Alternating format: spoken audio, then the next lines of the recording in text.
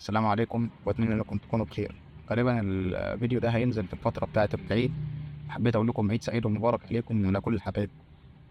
العادة بتاعة النهاردة اللي عايز اتكلم عليها هي عادة الجورنالينج او التدوين، ولكن انا بشكل اساسي هنا قاصد مش انك تدون يومك او انك تكتب مذكرات لليوم بتاعك، بقدر ما ان انت تحاول تدون او تكتب الحاجات بس اللي كانت مؤثرة في يومك، سواء بالايجاب او السلب، مشاعرك السعيدة او مشاعرك الحزينة. و... وانا يعني حابب اتكلم على ليه العاده ديت مفيده، بالرغم ان انا لسه متعرف عليها من فتره قصيره وما جربتهاش لفتره كبيره، بس هي فرقت جدا معايا يعني. اول حاجه تفريغ المشاعر. تفريغ المشاعر ده حاجه اساسيه وليست رفاهيه. ف لان هو بالذات حاجه زي المشاعر الحزينه بتاثر على الانتاجيه بتاعه يومك، ويوم في التاني في التالت، فبتلاقي نفسك انك ضيعت حبه كبيره. مش بتنجز حاجه بسبب مشاعر حزينه، لو كنت فرغتها او اتكلمت عنها كان هيكون افضل بكتير. تاني حاجه اللي انت بتعرف منها الروايه الحقيقيه للحدث. كتير مننا سواء لما بيمر بمشاعر حزينة أو سعيدة بيحاول إن هو يهول من الموضوع ويديله أكبر من حجمه. فمشاعرك كده كده مقدرة، إحنا مختلفناش، لكن في حاجات بتكون تستحق الحزن لمدة يومين تلاتة أنت بتديها في فترة الحزن بتاعتها من أسبوع لعشر أيام. ولما نيجي نقيس كل ده بيقلل من الإنتاجية بتاعتك.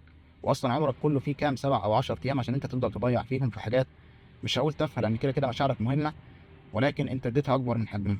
فلما بيجي مثلا حاجه زي الحزن، الموقف حصل فيه نقط معينه هي اللي تزعل، انت بتبدا انك تزود من النقط ديت وتدي الموضوع اكبر من حجمه، وبالتالي ده هو بيقدر فيك اكتر واكتر.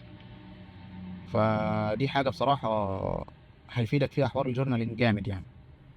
رقم ثلاثة ان انت هيفيدك لو انت شخص كتوم ومش بتحب تتكلم عن مشاعرك او بتتكسف انك تتكلم عنها حتى لو كانت مشاعر طبيعيه يعني. وبالذات المشاعر اللي غالبا يعني، وانا هتكلم بصراحه، معظم الشباب ما بيحبوش يتكلموا فيها، وهي المشاعر العاطفيه او مشاكلك مع اصحابك، مشاكلك مع اهلك، لان انت مش بتحب انك تواجه. فلو افترضنا مشاكل مع الاهل او مشاكل مع الصحاب، انت مش بتفضل قوي فكره انك تواجه. مش شجاعه بقدر ما هي يعني، او خوف بقدر ما هو انت بتفضل انه لا، ما تدخلش في صدام عشان ما تخسرش الناس دي. حاجه زي الجورنالينج هتكون مفيده بالنسبه لك جدا في نقطه زي دي. رقم أربعة إنك تعرف الشخصية الحقيقية بتاعتك. كل حد فينا فيه حاجات بتفرحه وحاجات بتزعله، ومختلفين عن بعض في حاجات كتير، فممكن الحاجة مثلا اللي أنا عادية بالنسبة لي لا تكون بتزعل غيري. فانت هتعرف كده منين الا لو انت فعليا بتدون الحاجات ديت وعندك فكره كويسه ايه الحاجات اللي بتفرحني، ايه الحاجات اللي بتزعلني. طيب نيجي مثلا لنقطه زي الحاجات اللي بتزعلني دي. الحاجات اللي بتزعلني، في منها حاجات بتزعلني هي فعلا تستحق الزعل، بس انا بتعامل مع الزعل ده ازاي؟ فمثلا زي ما قلت، في حاجه بتاخد النيو بتاعها يومين وتخلص، لا هي بتاخد معايا 4 ايام.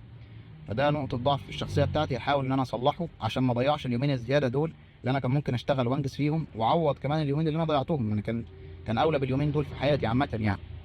وفي حاجات تستحق الحزن انا بحزن عليها وبشكل طبيعي، فتمام، انا خلاص عارف ان النقطه ديت في شخصيتي ما فيهاش اي مشاكل، فزي الفل على كده.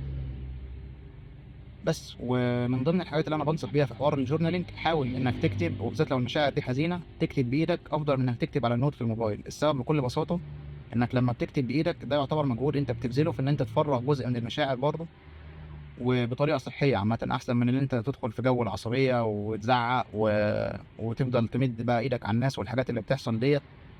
فحاول انك الحاجات دي تكتبها بايدك، يعني ورقه وقلم افضل بكتير من ان انت تكتبها على النوتس في الموبايل. وبس كده، دي الحلقه بتاعت النهارده، وبتمنى لكم عيد سعيد ومبارك وكل سنه وانتم طيبين. شكرا، السلام عليكم ورحمه الله وبركاته.